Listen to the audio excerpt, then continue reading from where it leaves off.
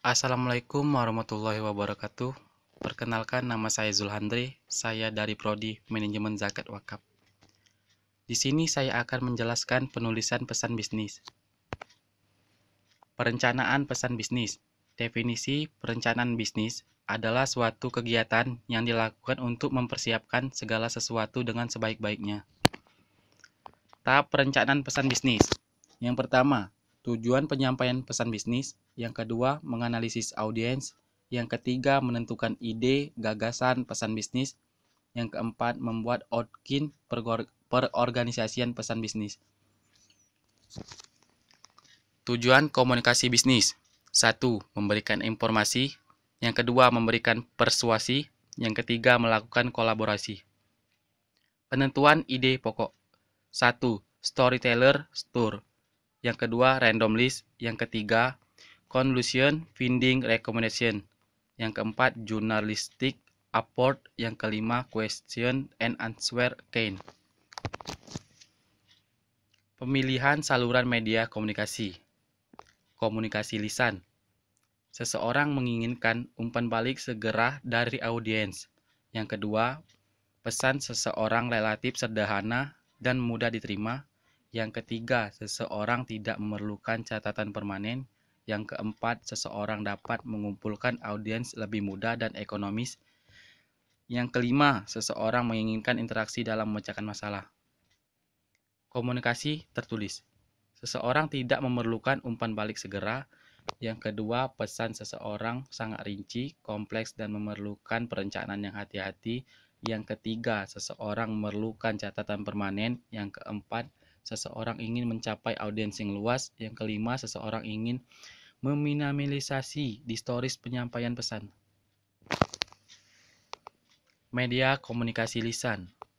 Yang pertama, percakapan secara langsung, pidato, pertemuan-pertemuan. Yang kedua, telepon dan surat suara. Yang ketiga, voice over internet protocol. Yang keempat, audiotop dan videotop. Yang kelima, telekonferensi dan video conference. Yang kelima, instant message. Media komunikasi tertulis. Surat-surat, memo, laporan, proposal. Yang kedua, short message service. Yang ketiga, email. Yang keempat, surat regulasi dan khusus.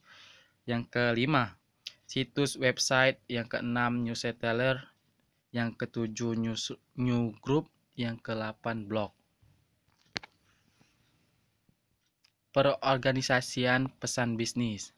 Pentingnya pengorganisasian yang baik. 1. Subjek dan tujuan penyampaian pesan bisnis haruslah jelas. Yang kedua, semua pesan bisnis yang disampaikan harus berhubungan dengan subjek dan tujuan. Yang ketiga, ide atau gagasan harus dapat dikelompokkan dan disajikan dengan secara yang logis. Manfaat pengorganisasian yang baik. 1. Membuat penerima pesan memahami pesan. Yang kedua, membantu menerima pesan. Yang ketiga, menghemat waktu. Yang keempat, mempermudahkan pekerjaan komunikator. Pengorganisasian pesan bisnis melalui outline. 1.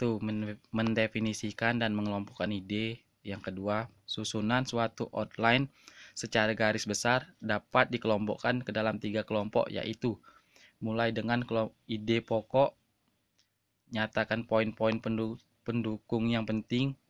Yang ketiga, memberikan ilustrasi dengan bukti-bukti. Yang kedua ini menentukan urutan dengan rencana organisasi. Yang pertama, pendekatan langsung, pendekatan tidak langsung. Saya akhiri. Wassalamualaikum warahmatullahi wabarakatuh.